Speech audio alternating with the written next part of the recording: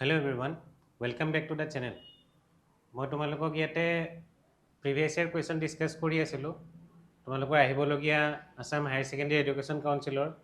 যোনবোৰ previous year question সুধিছিলে সেই কুৱেশ্যনবোৰ মই তোমালোকক ইয়াতে ডিছকাছ কৰি আছিলোঁ এই ছিৰিজটোত মই তোমালোকৰ 1 মাৰ্কছৰ কুৱেশ্যন ডিছকাছ কৰি আছোঁ ইয়াৰ পিছত লাহে লাহে আমি 2 মাৰ্কছৰ কুৱেশ্যন দেন 3 মাৰ্কছৰ কুৱেশ্যন দেন 5 মাৰ্কছৰ কুৱেশ্যন আমি কি কৰিম ডিছকাছ কৰিম এতিয়া অলমোষ্ট মই গোটেইকেইটা চেপ্টাৰ 1 মাৰ্কছৰ কিছুমান কুৱেশ্যন এতিয়া অলৰেডি আপলোড কৰি দিলোঁ তোমালোকৰ মোৰ চেনেলটোত গৈ পেলাই তোমালোকে ভিজিট কৰিব পাৰা তাতে তোমাৰ যোনটো প্লেলিষ্ট আছে টাৰ্গেট এছএক 2025 তাতে তোমালোকৰ কেমেষ্ট্ৰি এটা প্লেলিষ্ট বনোৱা আছে ন সেই কেমেষ্ট্ৰি প্লেলিষ্টত তোমালোকৰ 1 মাৰ্কছৰ গোটেই কুৱেশ্যনখিনি পাবা গোটেই চেপ্টাৰখিনিয়ে বনালোঁ এতিয়া অকল দুটা চেপ্টাৰ বাকী আছে ডেট ইজ DNA ব্লক আৰু এটা আছে তোমাৰ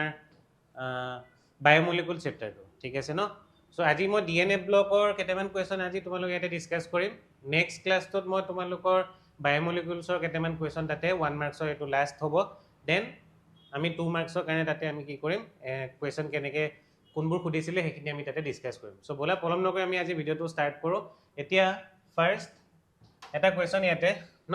কোনটো ইয়াৰত আহিছিলে তোমালোকৰ 2025ত আহিছিলে সো সেই কুৱেশ্যনটো এবাৰ আমি চাই লওঁ কুৱেশ্যনটোত কি সুধিছিলে সো এটা লিখা আছে in the first transition series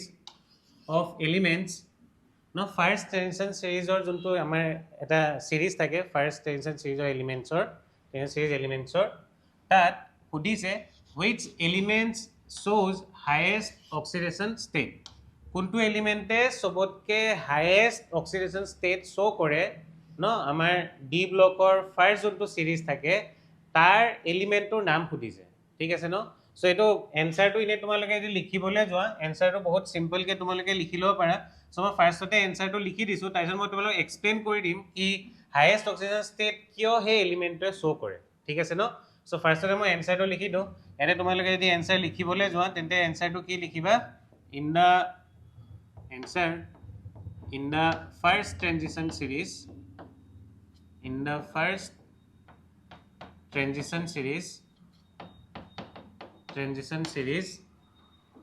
of elements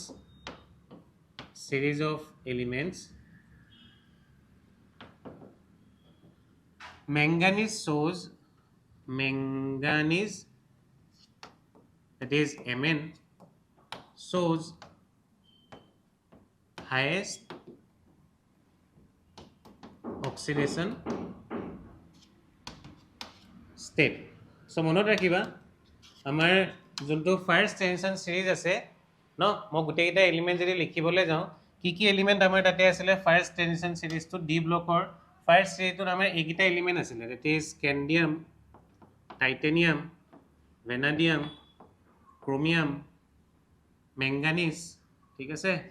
next এলিমেন্টটো কি হয় manganese then iron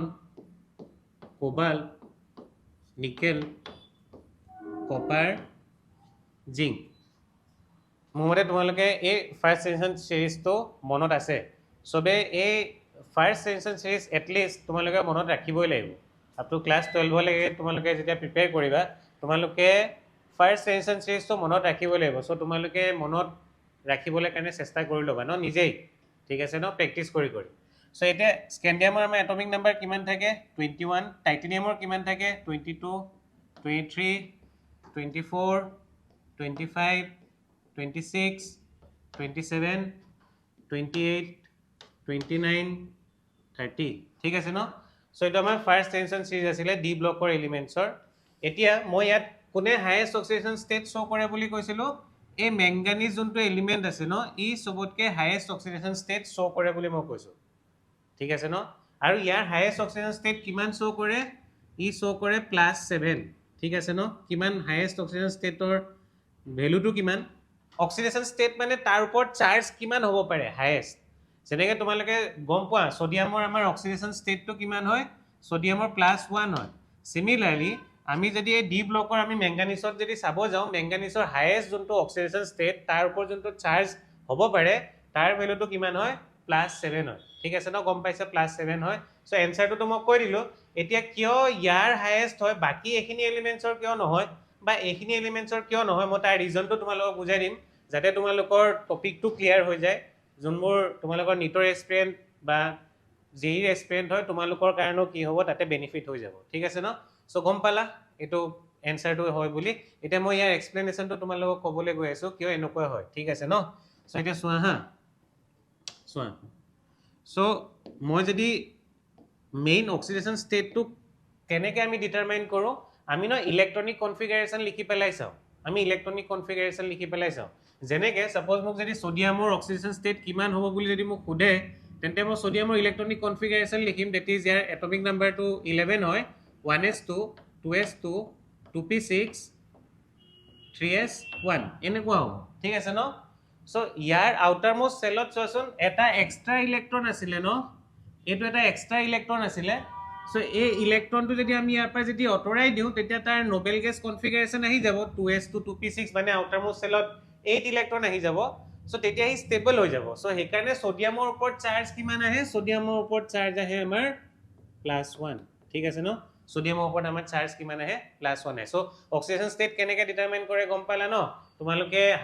outer most চেলৰ ইলেক্ট্ৰনটো তোমালোকে ৰিমুভ কৰি পেলাই তাত যোনটো চাৰ্জ আহিব এটা ষ্টেবল ইলেক্ট্ৰনিক কনফিগাৰেশ্যনৰ কাৰণে সেইটো আমি তাতে কি কৰোঁ তাতে তাৰ অক্সিডেশন ষ্টেট বুলি আমি ইয়াতে কাউণ্ট কৰিম এতিয়া তোমালোকে চোৱা আমাৰ এলিমেন্টস কি আছিলে ইয়াতে স্কেন্ডিয়াম আছিলে মই স্কেন্ডিয়ামৰ যদি ইলেক্ট্ৰনিক কনফিগাৰেশ্যন লিখিব যাওঁ ন মই গোটেইটো যদি লিখিব যাওঁ 21 1s2 2s2 2p6 3s2 3p6 4s2 3d1 ঠিক আছে ন সো আউটাৰ মোষ্ট চেলত তোমালোকৰ ইয়াতে যদি চাব যোৱা ন স্কেন্ডিয়ামৰ কাৰণে আমি যদি চাব যাওঁ ইয়াতে ন তোমাৰ যোনটো ভেলেন্স সেল হয় এতিয়া চোৱা হা ভেলেন্স সেল বুলি ক'লে তোমালোকৰ ভেলেন্স সেল কোনটো হয় 4s হয় ন ভেলেন্স সেল মানে আউটাৰ মোষ্ট সেল এটা তোমালোকে হাইয়েষ্ট প্ৰিন্সিপাল নাম্বাৰৰ ভ্যালুটো চাবা যেনেকৈ ইয়াতে 1 আছিলে ইয়াত 2 আছিলে ন ইয়াতে 3 হ'ল সো হাইয়েষ্ট যদি আমি চাব যাওঁ হেতু ভ্যালুটো কিমান হয় 4 সো মোৰ হাইয়েষ্ট যোনটো তোমাৰ আউটাৰ মোষ্ট সেল হেতু কোনটো হৈ যাব ফাৰ্স্ট এটো আছিলে সেকেন্ড এটো আছিলে থাৰ্ড এটো আছিলে এটো ফোৰ্থটো আছিলে সো মোৰ 4s ৰ যোনটো ইলেক্ট্ৰন আছে ইয়াতে দুটা হেতু আউটাৰ মোষ্ট সেল হ'ব আৰু এই যোনটো 3d আমাৰ ইলেক্ট্ৰন আছে এই 3d ইলেক্ট্ৰনটো আমাৰ ক'ত থাকিব ইয়াতে থাকিব মানে তাৰ ভিতৰত থাকিব এটা তোমাৰ চোৱা হা ইয়াত যদি আমি ষ্টেবল ইলেক্ট্ৰনিক কনফিগাৰেশ্যন চাব যাওঁ মানে আউটাৰ মোষ্ট সেলত যদি আমাৰ 8টা ইলেক্ট্ৰন থাকিব লাগে তেন্তে তোমালোকে চোৱাচোন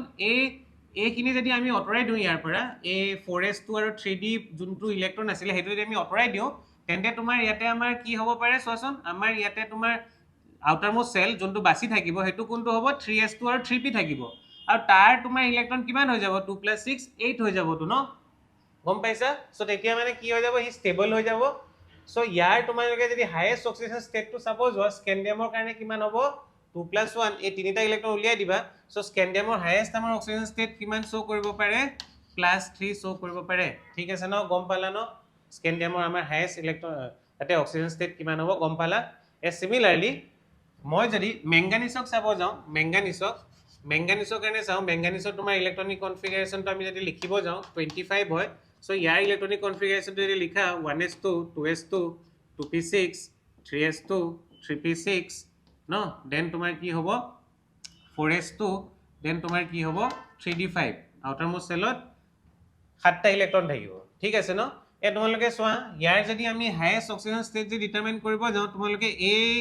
যোনকিটা ইলেক্ট্ৰন থাকে এইকিটা বাহিৰলৈ উলিয়াবা ন তেতিয়া আমাৰ ইয়াতে আউটাৰ মোষ্ট সেলত কেইটা ইলেক্ট্ৰন আহি যাব ইয়াতে 8 ইলেক্ট্ৰন আহি যাব সো এই 4s to 3d5 টো যদি আমি উলিয়াই দিবলৈ যাওঁ তেন্তে তোমাৰ তাতে হাইয়েষ্ট চাৰ্জ কিমান আহি যাব 2 + 5 that is +7 ঠিক আছে ন 2 + 5 that is +7 সো আমাৰ মেংগানিছৰ কাৰণে হাইয়েষ্ট অক্সিজেন ষ্টেটটো তোমালোকৰ কিমান হ'ব পাৰে +7 হ'ব পাৰে এতিয়া আমি যদি এই মেংগানিছৰ তলতটো আৰু আমাৰ এলিমেন্টস আছে যেনেকৈ আইৰন হৈ গ'ল কোবাল্ট হৈ গ'ল নিকেল হৈ গ'ল কপাৰ হৈ গ'ল জিংক হৈ গ'ল সো জিংকেটো সবতকৈ বেছি তোমালোকৰ আউটাৰ মোষ্ট সেলত ইলেক্ট্ৰন থাকিব ন সেইখিনি যদি আমি উলিয়াব যাওঁ তাতটো সবতকৈ হাইয়েষ্ট হ'ব লাগিছিলে এতিয়া হেতু পসিবল নহয় মই তাৰ ৰিজনটো তোমালোকক ক'ব গৈ আছো সাপোজ মই এতে এই জিংকৰ বা আইৰনৰে দেখুৱাই দিওঁ আইৰনৰ তোমাৰ 26 হয় ইয়াৰ যদি ইলেক্ট্ৰনিক কনফিগাৰেশ্যন আমি লিখিব যাওঁ 1s2 2s2 2p6 3s2 3p6 4s2 3d কিমান হৈ যাব 6 হৈ যাব ঠিক আছে ন গম পালা এতিয়া কথাটো কি হ'ল তোমালোকৰ ইয়াতে কথাটো কি হ'ল ঠিক আছে তোমালোকে যদি এই আউটাৰ মোস্ট সেলৰ ইলেক্ট্ৰনটো উলিয়াব যোৱা 4s ত দুটা আছিলে 3d ত 6টা আছিলে টোটেল 8টা ইলেক্ট্ৰন তোমালোকে যদি উলিয়াই দিয়া তেন্তে ইয়াৰ চাৰ্জটো তোমাৰ কিমান হ'ব লাগিছিলে +8 হ'ব লাগিছিলে সিমিলাৰলি এনেকৈ আমি যদি গৈ থাকো 9 10 10 লৈকে আমাৰ হাইয়েষ্ট হ'ব লাগিছিলে আৰু জিংকৰ কাৰণে তোমালোকৰ 4s আৰু 3d বা যদি উলিয়াব যোৱা ন 9 10 11 ইয়াৰ 12 হ'ব লাগিছিলে হাইয়েষ্ট অক্সিজেন ষ্টেট কিন্তু সেইটো আমাৰ নহয় তাৰ ৰিজনটো কি হয় চোৱাচোন আমি মেংগানিছলৈকে ঠিকই আছিলে কিন্তু মেংগানিছৰ পিছত যেতিয়া তুমি আইৰণলৈ শিফট কৰা ন এইটো মেংগানিছ আছিলে সাপোজ ন মেংগানিছৰ পৰা মই যদি আইৰণলৈ যাওঁ এইটো আইৰণ হৈ গ'ল ন মেংগানিছৰ আমাৰ এটমিক নাম্বাৰ কিমান আছিলে 25 সো আমাৰ ইয়াতে 25টা কি থাকিব প্ৰোটন আৰু আইৰণৰ কিমান আছিলে তোমাৰ 26 আছিলে সো আইৰণৰ তোমাৰ 26টা কি থাকিব ভিতৰত প্ৰোটন থাকিব এতিয়া হয় কি যেতিয়া তোমাৰ মেংগানিছৰ পৰা তোমালোকে আইৰণলৈ যেতিয়া যাবা তেতিয়া তোমালোকৰ কি হ'ব মেংগানিছত টোটেল ইয়াতে যোনটো নিউক্লিয়াৰ চাৰ্জ থাকে দ্যাট ইজ 25টা প্ৰোটন থাকে কিন্তু আইৰণত তোমাৰ তাতকে বেছি আহি যায় বেছি আমাৰ তাতে কি আহিব পজিটিভ চাৰ্জ আহি যায় আৰু যোনকিটা আউটাৰ মোস্ট সেলত যোনকিটা ইলেক্ট্ৰন থাকে তোমাৰ আইৰণৰ কাৰণে ইয়াতে কোড আছিলে 3d6 আৰু 4s2 ন আউটাৰ মোস্ট সেলত 4s2 আৰু 3d6 এখিনি আউটাৰ মোস্ট সেলৰ ইলেক্ট্ৰন আছিলে সিহঁতক ন বহুত জোৰছে টানি ৰাখে কোনে আইৰণে টানি ৰাখে সো হেকাৰণে ন তোমাৰ কি হয় আমাৰ আইৰণৰ পৰা আমি এই গুটে 8টা ইলেক্ট্ৰন উলিয়াব নোৱাৰো ঠিক আছে ন সো হাইয়েষ্ট পসিবল কিমান হয় তোমালোকে মেংগানিছৰ ন ইয়াৰ অকমান ৰিলেটিভলি যোনটো ইফেক্টিভ নিউক্লিয়াৰ চাৰ্জ মানে আমাৰ নিউক্লিয়াছৰ কিমান পাৱাৰ থাকে ইলেক্ট্ৰনখিনি টানাৰ হেতু ইয়াত আমাৰ অলপমান কম থাকে ন হেতু ইয়াত আমাৰ কম থাকে হেকাৰণে আমি ইয়াতে কি কৰিব পাৰো ইয়াৰ যোনকিটা 7টা ইলেক্ট্ৰন আছিলে দ্যাট ইজ 4s2 3d5 এই যোনকিটা 7টা ইলেক্ট্ৰন আছিলে ন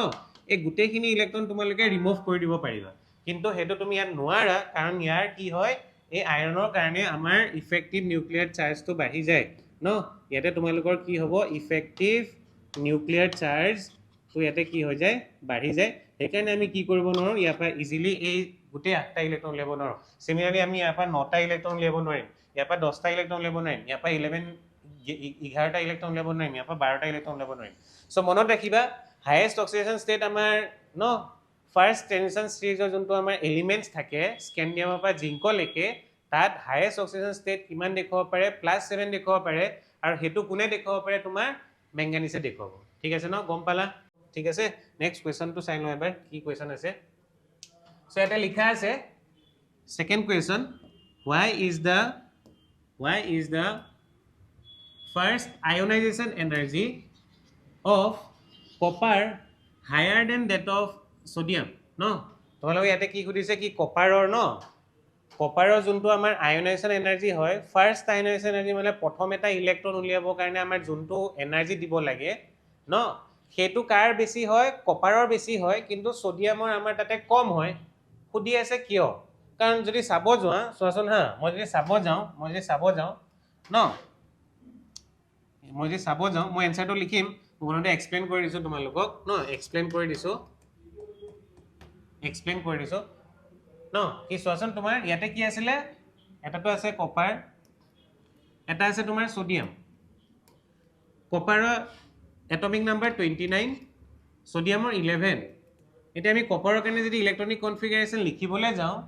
তেন্তে তোমালোকৰ কি হ'ব 1s2 2s2 2p6 3s2 3p6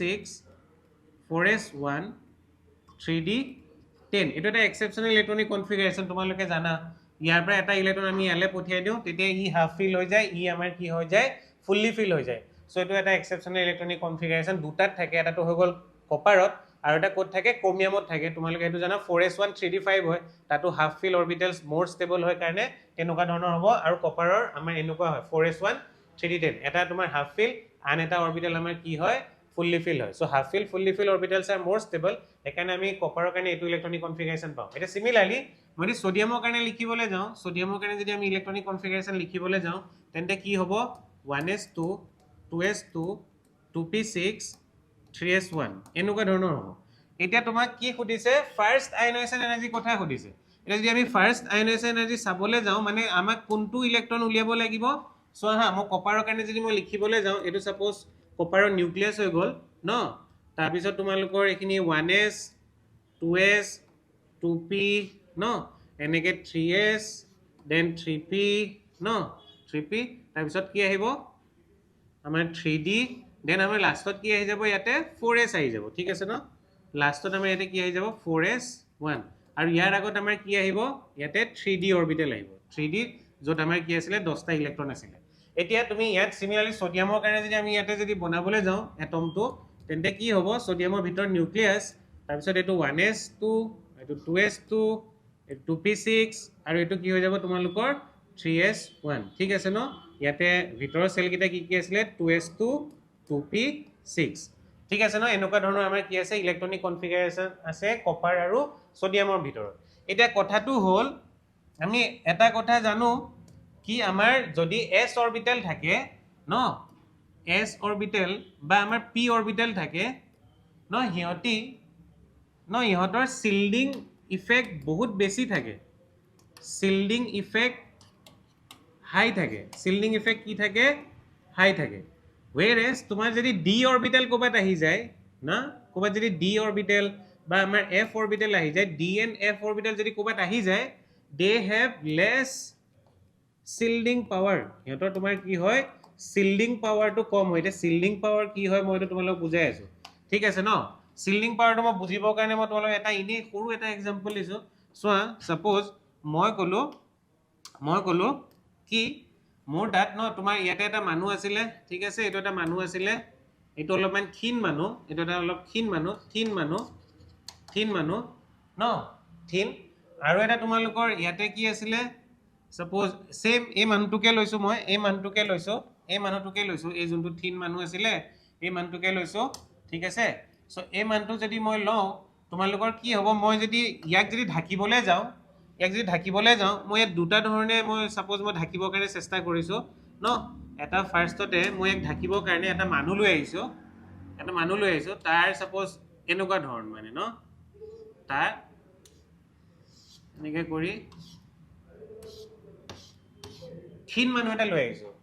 এই যোনটো পিছফালৰ মানুহটো আছিলে সি ক্ষীণ আছিলে তাৰ আগফালে আৰু এটা মানুহ এটা আনিলো কিন্তু ক্ষীণমিন মানুহ ওখ মানুহ ঠিক আছে ন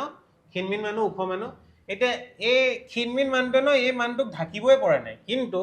মই যদি এই মানুহটোৰ আগফালে আৰু এটা মই মানুহ লৈ আহিলো যোনটো কি হয় বহুত শকত এটা মানুহ ঠিক আছে ন এনেকুৱা ধৰণৰ মানুহ এতিয়া তোমালোকে যদি চাব যোৱা এই যোনটো শকত মানুহ হয় ন ই গোটেই এই যোনটো ক্ষীণ মানুহ আছিলে তাক ন ঢাকি দিব পাৰে এই যোনটো ঢাকিব পৰা ক্ষমতা যোনটো পাৱাৰ সেইটোকে আমি কি বুলি কওঁ শিল্ডিং ইফেক্ট বুলি কওঁ এতিয়া তোমালোকে গম পালা এই দুটা মানুহৰ মাজত তোমালোকৰ শিল্ডিং ইফেক্টটো কাৰ বেছি আছে শিল্ডিং ইফেক্ট এই আমাৰ নেক্সট যোনজন মানুহ আছিলে তাৰ বেছি আছে তাৰ শিল্ডিং পাৱাৰটো কি আছে তোমাৰ বেছি আছে শিল্ডিং ইফেক্ট বেছি আছে ইয়াৰ শিল্ডিং ইফেক্ট কম আছে ই ন ভালকে ঢাকিব পৰা নাই সো সেম কেস তোমালোকৰ এই কেসটো ক'ত আহে শিল্ডিং ইফেক্ট কম ক'ত থাকে আমাৰ তোমাৰ যদি ডি আৰু এফ অৰবিটেল আহি যায় সো ডি এণ্ড এফ অৰবিটেলটো তোমালোকে গম পাবা কি এইটো এটা ক্ষীণ মানুহ হয় আৰু তোমালোকৰ এই ইয়াত যদি চাব যোৱা ক'ত তোমাৰ এছ আৰু পি অৰবিটেল সিহঁতৰ শিল্ডিং ইফেক্টটো কি হয় বেছি হয় ঠিক আছে ন সিহঁতৰ শিল্ডিং ইফেক্টটো কি হ'ব বেছি হ'ব আৰু তোমাৰ ডি এণ্ড এফ অৰবিটেলৰ কি হয় কম হয় ই ভালকে ঢাকি নিদিয়ে ঠিক আছে ন কাক ঢাকি নিদিয়ে এই অৰবিটেলবোৰে কাক ঢাকি নিদিয়ে নিউক্লিয়াছক মনত ৰাখিবা নিউক্লিয়াছক কাৰণ ভিতৰত আমাৰ কি থাকে নিউক্লিয়াছ থাকে ন ভিতৰত আমাৰ নিউক্লিয়াছ থাকে তাৰপিছত এনেকৈ আমাৰ অৰবিটেলছবোৰ থাকিব আৰু ঠিক আছে ন সো এই নিউক্লিয়াছটোক যদি আমি ইয়াতে যদি এটা এছ অৰবিটেল ৰাখি দিওঁ এছ অৰবিটেলটো শেপ স্ফেৰিকেল হয় বা আমি এটা যদি পি অৰবিটেল ৰাখি দিওঁ ই ন বহুত ভালকে ঢাকি থৈ দিয়ে সো আমাৰ যদি আউটাৰমোষ্ট সেল এইটো যদি আউটাৰমোষ্ট সেল ইয়াত যদি এটা ইলেক্ট্ৰন থাকে তেন্তে ন ইয়াক আমাৰ বেছি এট্ৰেক্ট কৰিব নোৱাৰে কাৰণ তোমালোকৰ ইয়াতে ন এই দুটা যোনটো আমাৰ এটা এছ অৰবিটেল এটা পি অৰবিটেল সি ন বহুত ভালকে ঢাকি থৈ দিছে কাক নিউক্লিয়াছক সো এতিয়া এই ইলেক্ট্ৰনটোক যদি আমি উলিয়াব লাগে ন আমি ইয়াক ইজিলি উলিয়াই দিব পাৰিম কাৰণ তোমাৰ নিউক্লিয়াছে ভালকে তাক এট্ৰেক্ট কৰিব পৰা নাই ইয়াতে তোমাৰ এছ আৰু পি অৰবিটেলৰ কাৰণে নেক্সট তোমালোকে যদি কি কৰিব পাৰা তোমালোকে সিমিলাৰলি মই যদি এটা ইয়াতে নিউক্লিয়াছ ললো ন আৰু মই ইয়াতে সাপোজ এনেকৈ অৰবিটেল বনালো আৰু ইয়াতে মানি লোৱা মোৰ ইয়াতে ডি অৰবিটেল এটা আহিলে বা ইয়াতে মোৰ এফ অৰবিটেল এটা আহিলে তাৰ পিছত মই ইয়াতে ভেলেন্স শেলত এটা ইলেক্ট্ৰন ললো এটা এই ডি আৰু এফ অৰবিটেলে তোমালোকৰ ন ভালকে তোমালোকৰ ন শিল্ডিং নকৰে ভালকে তোমালোকৰ কি নকৰে ঢাকি নিদিয়ে নিউক্লিয়াছক যদি ঢাকি নিদিয়ে তেন্তে তোমালোকৰ এই যোনটো ইলেক্ট্ৰন আছিলে ন ইলেক্ট্ৰনটো কি কৰিব বহুত জোৰছে টানি ৰাখিব আৰু তাৰ কাৰণে তোমাৰ কি হ'ব এই যোনটো ইলেক্ট্ৰন তোমালোকৰ আছিলে তাক ন ইজিলি উলিয়াই দিব নোৱাৰা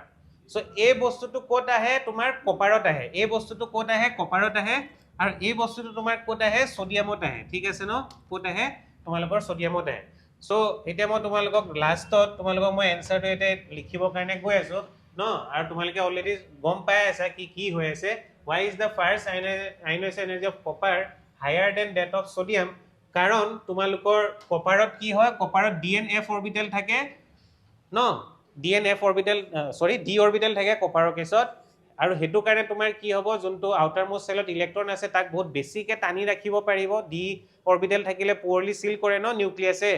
নিউক্লিয়াছক পোৰলি সিল কৰে সো নিউক্লিয়াছে ন আউটাৰ মোস্ট সেলটো বহুত ধুনিয়াকে টানিব পাৰিব নিজৰ ফালে আৰু তাৰ কাৰণে তোমালোকৰ তাতে কি হ'ব তাৰ আয়নাইজেশ্যন এনাৰ্জিটো বেছি হ'ব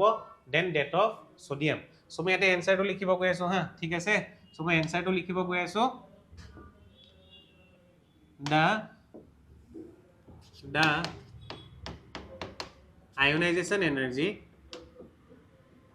it is first ionization energy ঠিক আছে ন কোনটো ionization energy first ionization energy of copper is higher than that of sodium no sodium or first